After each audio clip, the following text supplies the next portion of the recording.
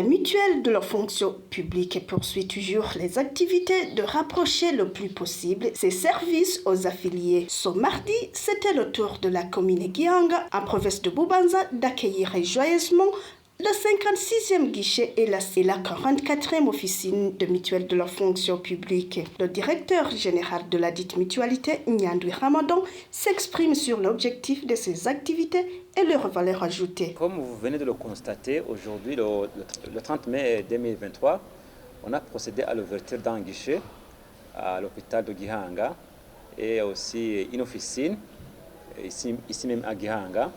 Alors, quel est l'intérêt? C'est tout simplement pratiquer ou bien mettre en activité ou mettre en application les orientations du gouvernement visant à rapprocher les services publics à la population.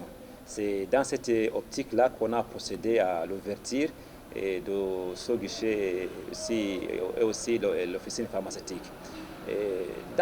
Si je peux continuer à m'expliquer un peu, depuis 2022, on a procédé à l'ouverture à plusieurs activités, à savoir l'ouverture des agences de la mutuelle, l'ouverture des guichets bien sûr, mais aussi l'ouverture des pharmacies. Sinon, pour les agences, c'est une représentation de la mutuelle de la fonction publique au niveau des provinces. Ça veut dire que toutes les activités de base qui se font au niveau du siège, cette fois-ci, vont se faire au niveau des agences. Je peux dire à savoir les services d'immatriculation, le recouvrement, mais aussi le service de contrôle des prestations. Quand vous êtes ici à Gihanga et que vous avez besoin des autorisations pour acheter ou autre chose, ou acheter des médicaments avec les bons de la mutuelle, la population ici se rendait à Bujumbura, ou bien se rendait, disons, à Chibito, qui c'est là où nous avons une agence, ou bien à Gihanga. Alors, pour ça, la population ici à Gihanga ne pourra plus aller à Bujumbura pour chercher le cachet. C'est-à-dire que tous les services liés aux médicaments vont se faire ici même à Gihanga.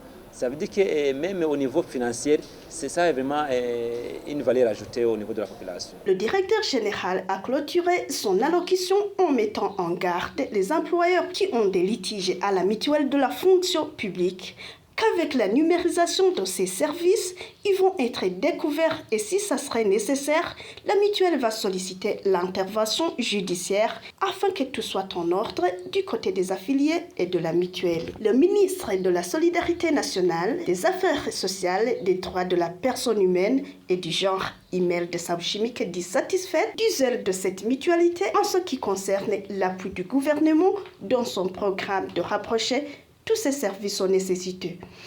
Elle annonce également que bientôt, il y aura les cartes de soins de santé pour tous les citoyens et chacun aura sa carte selon ses capacités financières. Les affiliés de la commune Gihanga remercient vivement la mutuelle de la fonction publique. Auparavant, on était obligé d'aller à Bujumbura pour chercher des médicaments. C'était énormément cher, surtout pour le ticket. Gihanga-Bujumbura, c'était vraiment un casse-tête pour nous.